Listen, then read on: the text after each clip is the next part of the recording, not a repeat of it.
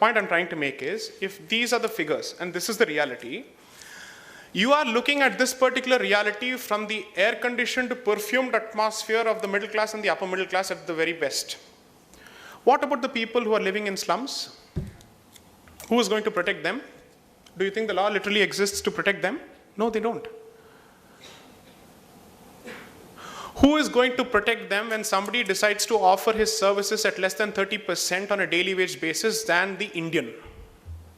How many of you can confidently say that our Indian businessmen are so conscious and so nationalistic that they are willing to forego profits for country?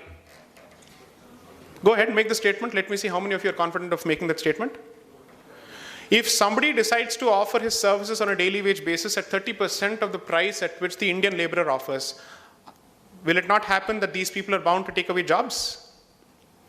Which is why I said it's easier to convince the uneducated person and the daily wage laborer of the issue of illegal immigration than anybody else, because they are bearing the brunt of it on a daily basis.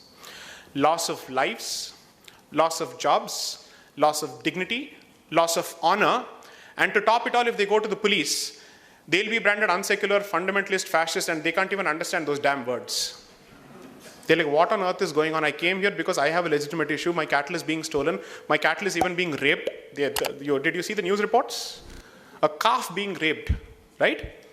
This is the extent to which we have to deal with this kind of nonsense. The point is, every consideration which does not have a sophisticated, politically correct voice, let's say ventilating its point of view, will not find representation in this country.